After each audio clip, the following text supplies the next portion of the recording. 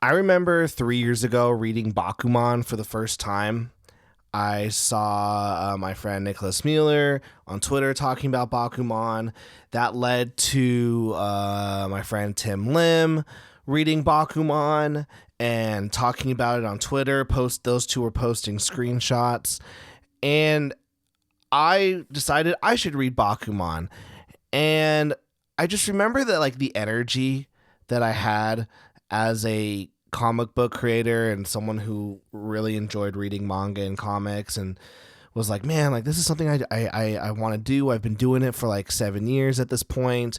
I put out several books and I'm like getting more into the business and marketing side of things. And the thing that I felt that was missing was me being able to understand how to create a story that I loved and enjoyed, but that I could also tailor it to an audience that also enjoyed it. And I remember reading Bakuman and just falling in love with the style of storytelling. Like this is, it's in Shonen Jump, so you think, oh, it's going to be the Shonen battle manga, but it's about these two kids who are like, we're gonna, become manga creators, and you're getting it. You get to see behind the scenes of like all the stuff that it takes to make it happen. And even though it's a fictional story, it's created by two people who have done this multiple times. It's the creators of Death Note.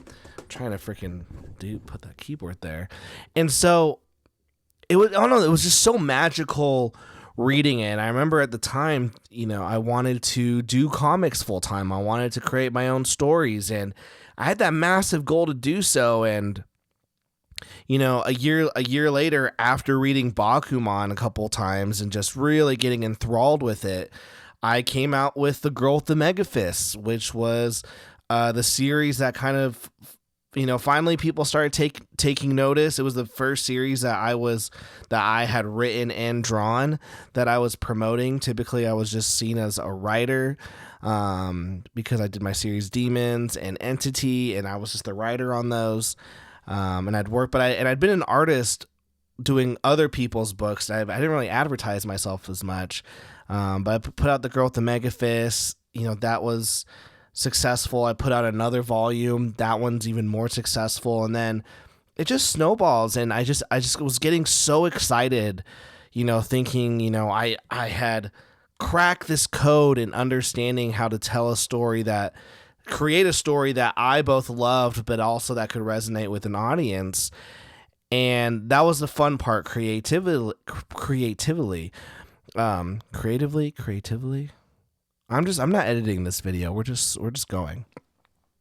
But that magic is kind of faded now. And if you're watching this or reading, if you're reading this, if you're watching this, there's probably a chance that you are either someone who wants to make comics or manga or web comics, and you've maybe watched my channel before. I don't know. Like I literally just was like, I'm going to record a video today. I just need to get into the habit of making videos again.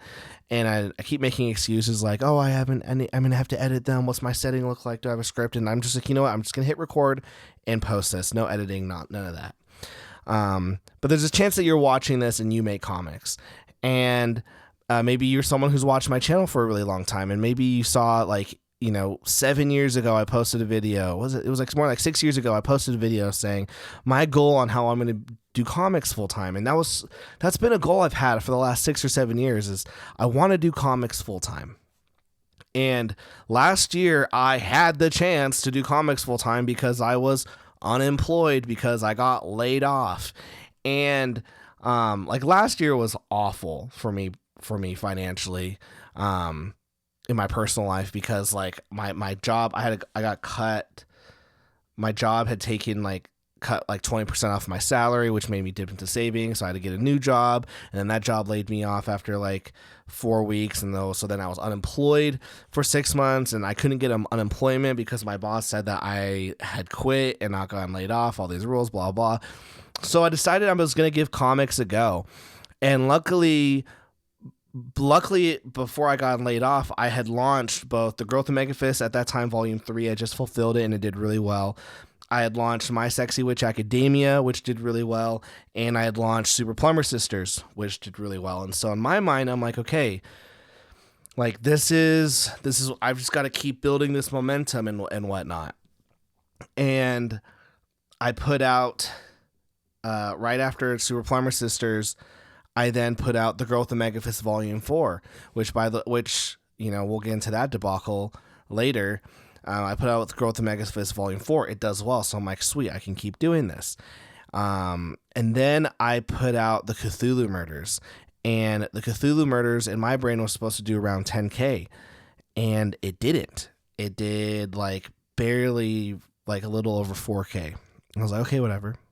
But but doing comics full time, you have artists that you've got to pay, you've got fulfillment, you've got shipping, packages. The profit margins aren't a lot.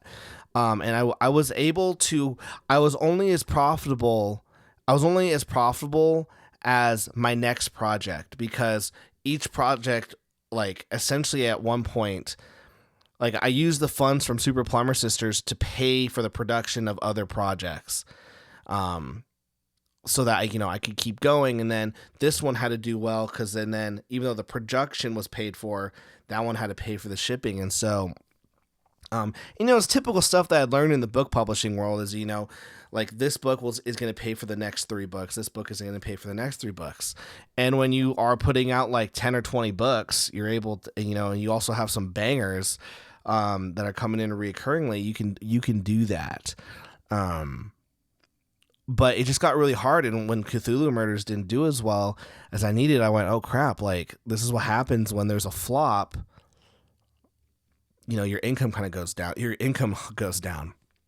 So, oh crap, what am I going to do? I launched another book called Bullet Assassin. I remember talking to my artist Tommy and being like, hey, I've got to put out another book, man. Like I need you to draw another book for me. We're going to launch it.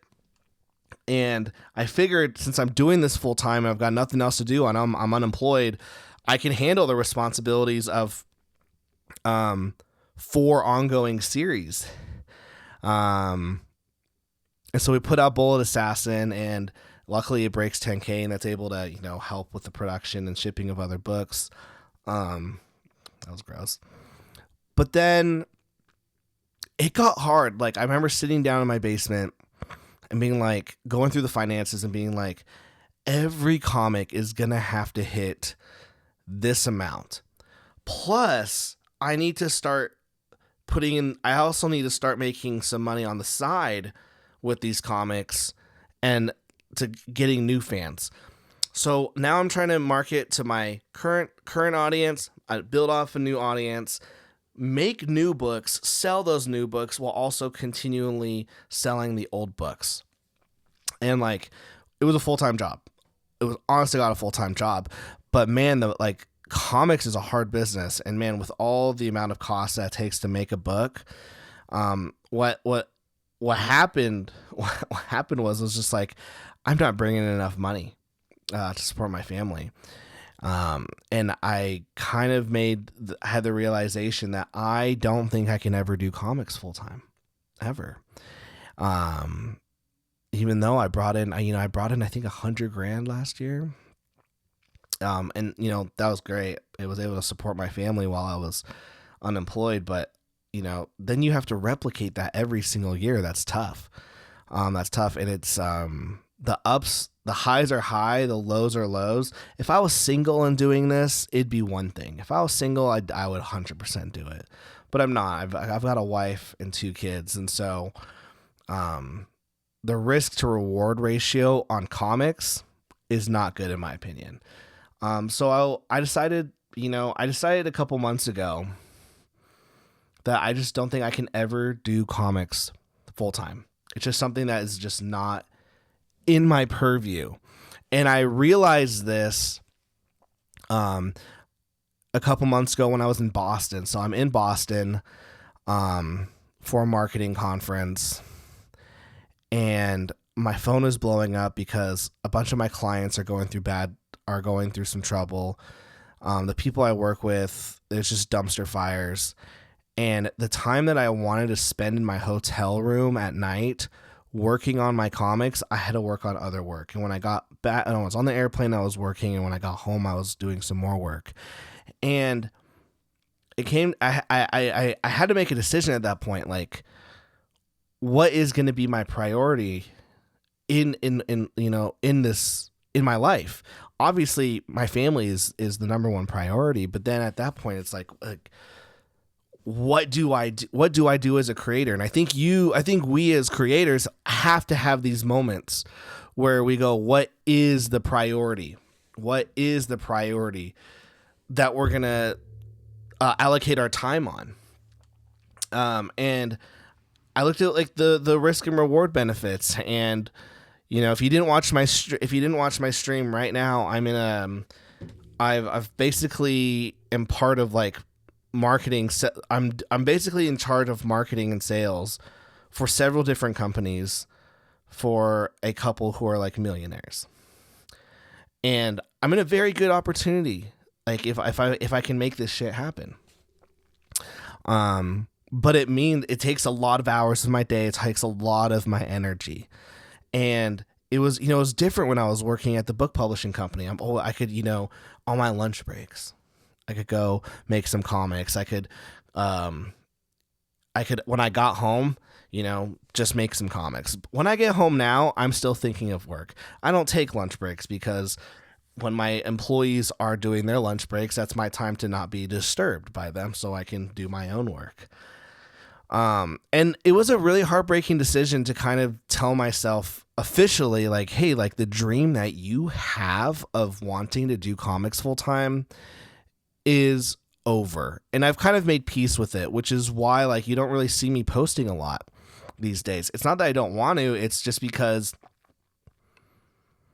I don't know how to say it. Like a lot of it's like I don't have time for it. Like I want to do a live stream. I should be doing a live stream right now. It's a Monday night. I should be doing a live stream, but I don't really have a lot to talk about.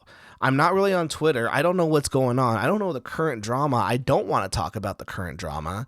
And so like I don't know like what to stream about when it comes to like the indie comic book community. I don't know. Honestly. And so that's why tonight I was like, I'm just going to work on Super Plumber Sisters, even though I'm going to work on Super Plumber Sisters number 3. And then instead I accidentally work on Super Plumber Sisters 4. And when I'm done with it, I'm like, oh crap, I just spent 90 minutes formatting Super Plumber Sisters 4. I should have been working on Super Plumber Sisters 3. Anyways, book's done. What? So, yeah, I just kind of had this like final realization that I can't do comics full time. But get this, like it brings me some peace though, because now it means that I have this freedom that I can tell whatever story that I want, and like it doesn't matter, because like last year, like I felt like every new book that I put out had to be a banger, or it just had to make X amount of money, otherwise I can't feed my family. Whereas now I can feed my family with my 24/7 9-to-5 job, but the stories that I make now can be exactly how I want them, and I can just have as much fun as possible.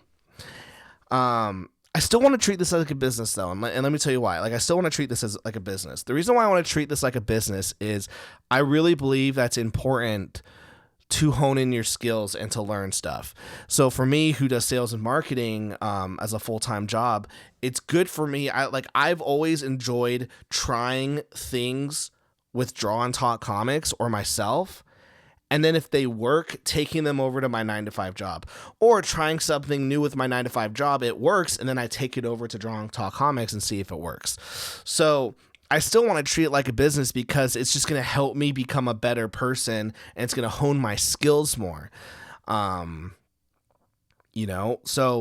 like I still want to treat my comics like a business, which is why I'm like, I've got to get back into content creation. I got to get back into learning how to just hit the record button and just talk. I've lost the ability to just talk, and like literally I'm sitting, I get done formatting, I sit there on my little couch, and I'm like, I've gotta make a video. I don't know how, and I'm giving myself all these excuses. Like, is the lighting good? Do I look good? I kind of look like crap. Am I tired? Do I need to write a script? What are my topics going to be about? And I was like, I just need to hit the record button. I started this new channel last year. And it did a lot of views, but then I stopped doing it because I got out of the habit. So I'm about to sneeze at some point. So then did it. So then, this year I was talking to Animane, who's a creator friend, and he does YouTube. And I was just like, dude, I want to do this other channel because this other channel is comic and manga focused, and like it has a ton of views. It has more views. This channel has more views than my Draw and Talk channel ever did, and it's got the audience who could potentially buy these books even more so than my Draw and Talks channel. Because guys, like, as I love you guys, I love this channel. You guys have been in here forever, but let's be real. A lot of the people who watch this channel are comic book creators, and like, which I love. Like, you are my people. You guys are my people. Like, I want to hang out with you guys, talk to you guys, have a silly goose time with, like, I want to hang out with you guys. But the people who I want to, like, buy my books in droves, a lot of them are on a different side because they're just reader centric. And so I created this other YouTube channel that's reader centric. And I'm like, man, Animane, like, I freaking need to do more with this. I just don't have time. And Animane's been a pal, and I hired him as an editor, and hopefully, we can start seeing some traction on that channel. But as I grow it, and hopefully in a year it's something, and then I can start promoting my books. But the point, blah blah blah blah. The point is like, I still want to treat this as a business, even though I know that, like, comics is just never going to be my full-time gig. Never, ever, ever. I still have like a 5, 10, 15 year plan with my comics, but I just don't think I'll ever see it as my full-time job. Like, I think now it's just a great hobby that I can do, that if people want to buy the books, they can buy the books and enjoy them. And like, one of the biggest problems I personally have, which is why I want to continue making comics and treating it like a business, is that I am a workaholic. I don't have, like, with the people that have invested in me to run their companies, they have no boundaries with me. They can call me at like 1 a.m., 3 a.m. I will answer my phone. Like, they know that they can contact me at any point and I will respond. And because of that, they have given me this like level of trust that is a little bit uncanny. It's definitely nerve-wracking for me, managing all of these companies and, like, trying to make them do well. But because of those lack of boundaries, is I've been able to get these opportunities. But what that means is that I am on 24/7, on lock, thinking about how to grow their businesses, because I've got a stake in all of it. So the problem with me is that I'm a workaholic. So at night, once my kids go down to bed and I've hung out with my wife, I come down here and I'm like, what do I want to do? And guys, I'll be honest, the thing that I want to do is I want to open up my work emails, get onto our platform, and just start working. And that's actually a problem, because then I'm exhausted. I can do it for like several hours. So the best thing, for me, it's like, if I'm not going to do that, I want to work on something else. I want to build and grow something else. And that's what I get to do with my comics. I get to build stories, create stories, and then get to think, how can I build this business? Even though I know it's never going to be a full-time business, I can build a business. And that excites me. One thing that was really hard about having this realization of I'm never going to be able to do comics full time is I feel like, and I'm not saying that this is a real thing, but I feel like in a way I've left the club. I kind of feel like I got kicked out of the club a little bit last year when I got canceled for my, tweet, but I feel like I've left the creator club. And what I mean by that is like, I don't know. I used to talk to so many creators on a daily day basis. We used to do all these kind of streams, and now like I don't really talk to them as much. You know, I used to say, like, I used to talk with people like Travis Gibb, and we'd say, like, do you remember so-and-so? Do you remember so-and-so? Oh, that person stopped making comics. Oh, this person's not around. And we would talk about these people that we knew that stopped or weren't around anymore. And now I kind of feel like I'm also like one of those guys that just isn't not necessarily not around anymore, but I don't know, like, I look at guys like Tim Lim and Mark Pellegrini and everyone at Iconic. They're doing fantastic stuff. I was never in that club. They're too successful. But like I would have discussions with Mark and Tim on the Draw and Talk podcast. We would talk business. We would talk about creator stuff, and you know, at this point now with my relationship, I mostly have a friendship with Tim. Is when we do talk, it's mostly just personal stuff, which is great because, you know, sometimes people think, oh, Tyler, when you talk to Tim, do you ever try to siphon some information out of him? I'm like, no, like we mostly just talk about personal life shit. But I don't know. I just feel like how do I explain this?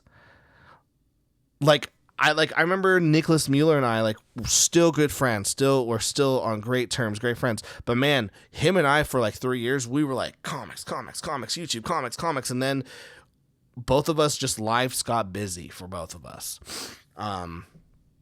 You know, Travis Gibb and I, you know, comics. Life got busy for us. That cancellation sucked. And I'm surprised and very happy that our friendship stayed intact during that.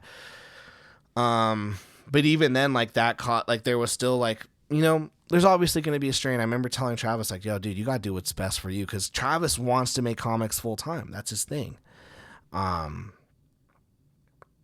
It's just weird. Like, I've just had this like persona that I'm going to make comics full time, and I'm going to figure that out. I'm going to be the guy that talks to all these other creators who want to do that. And now that I'm like, I don't want to make comics full time. I just want to kind of make comics and have a silly goose time. I don't know. I feel like it's like hard for me now. I interact with a creator and they're like, I'm trying to do this. And I'm like, I don't know. I've given up on that dream. I don't know. It's such a weird feeling. But then at the same time, I'm also like, business marketing, you better take responsibility. Man. I don't know. I just feel really misplaced right now in comics, and it's I don't know where to, like, I just don't know where I fit in, where I belong. Yeah, I'm just at a really weird point right now. I don't really talk to anyone. Like, I talk to like some creators. Like these days I talk a lot to like Animane, Chad Townsend, Donald DeLay, Animane, everything I already said, Animane, Nicholas Mueller. You know, if I was like gung-ho, like, yeah, this is what I'm doing, I would, like, dude, I'd start a podcast with like Stokes and Chris Moses, because like those two guys are killing it. They're young, they're hip, they're killing it on Kickstarter. Really proud of them. I feel really bad that like I fought with them 2 years ago. Like I'm really happy like for all of their success. They're killing it. And you know, there are days where I'm like, yo, dude, I should start a podcast with them. I should see if they want to do that, and I can help them with business and marketing, because they clearly have the comics and business stuff locked down. But at the same time, like, they don't need me because they're already killing it. So it's like, it'd be just like me, an old cat, trying to like jump in, and they're way more successful than what I'm putting out. And those two are going for it. And that's the difference, is like, with me, is like, I just wouldn't be able to keep up. Like, that's another weird thing, is like, I used to feel that there were creators who couldn't keep up with me and what I was trying to do. And now I'm just like, I feel like no, I'm not putting out a book a month. I'm not going to do that. I'm not crazy. Look at those guys. So it's I'm just in this really weird position. Now I'm just rambling and I don't know who's listening. And if you're listening to this, I'm really sorry. I'm just in this really weird spot. I will say, like, it is nice to talk to feel like I'm talking to someone. I don't have, like, all my friends live in, like, Oregon, and they all talk about, like, sports and sports betting, and I'm not really into that, so I don't have, like, a ton of friends that I see face to face really ever. It's really just work for me. I work. I go at work. I manage people. I come home, and then, so even, I guess if anything, this is, like, therapeutic. I feel like I'm talking to someone. Maybe I'm not. Maybe I'm just talking to myself. Maybe I'm just trying to verbally figure out, like, Tyler, what are you doing? I mean, I don't know. I have a pretty lonely life. Like, I love my family, hang out with I have a great relationship, obviously, with my wife, my children. But I do feel lonely sometimes. And now that I've kind of, when I got married, I actually lost a ton of friends who were single, and they were like, "Oh, I gotta be married to do married stuff." And I was like, "Oh, we can still hang out." And then they stopped hanging out with me, and then they all moved on with their lives. All my best buds, they all do their own things. We all live in different states. We have a group chat. They're all talking about sports, and so then there's, like, just me, and I was like, "Don't worry, I've got, like, the indie community and all these indie comic friends, and we're all trying to get to the finish line." And now I'm kind of like, I didn't really get to the finish line. I'm just gonna take a walk away. And it's like, I don't know, it's like being in a marathon and then going, yeah, like, what am I doing here? I'm like 10 miles in, and I'm like, what am I doing here? And I walked off, and now, I feel like weird because I'm still seeing people who are running that marathon, and it's just hard. And it's like, how do I talk with them or relate to them? And then they're like, "Yo, Tyler, how's the comic book stuff?" And it's like, I'm still making shit. It's just, like, not the dream anymore. And then they go, "Why is it not the dream?" And it's, like, hard to explain exactly, because, some people are like, "Oh, you didn't try hard enough." It's like, you didn't want it enough. And it's like, and maybe that's true. Maybe I don't want it enough. But it's not that I don't want it enough. It's just that, like, what's important to me is the life that I give to my wife and children. And I'm not willing to sacrifice their quality of life for a dream that I might or might not ever get. And also, even if I got it, what would that look like? Like, what would that look like? Because I don't know, you have to either be hitting bangers every single time, or just releasing an ungodly amount of comics every single time. Or, I don't know, it's just like, I felt what it was like to have one book, quote unquote, flop. There are a ton of creators who will never hit $4,000 on Kickstarter. I hit $4,000 and I still was like, I flopped. Like, and I went, crap, I just had a flop, and now I can't, like, make this other book, therefore I can't make more money, therefore I can't pay my bills. I'm like, imagine if the next book flopped, and then the next book flopped. And so I'm just not willing to put my family through that. Like I said, if I was single, I'd do this, but I don't know. It's just kind of crazy, thinking, it really takes, like, a 1% creator. Like, you really are in the 1% of creators if you're able to do this full time. And if you are able to do this full time and make lots of money to provide for yourself, hats off to you. Like, that's fantastic. And to the creators who are still wanting that dream, do it. Absolutely do it. I guess maybe at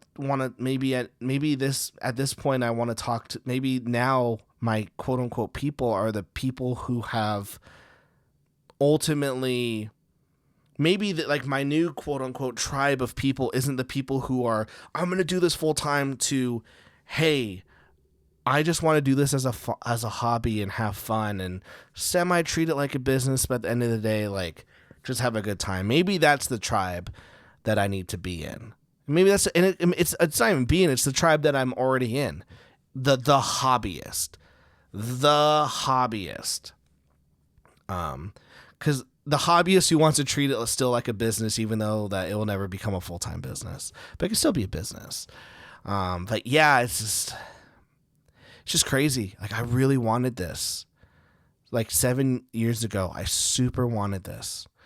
And, you know, after getting married, 2 children, several jobs, moving, now mortgage and all that crap, my priorities have changed completely, but also my opportunities have changed. Like, my opportunities have changed, and it's like, do you put it all on all over here, which is a massive gamble, or do you put it over on here, which is also a massive gamble, but the payout is like 100x what this could be? And so, yeah. So anyways, thank you guys for watching or listening. And like, I'll be honest, I'm like, oh my gosh, I've been ranting for 30 minutes.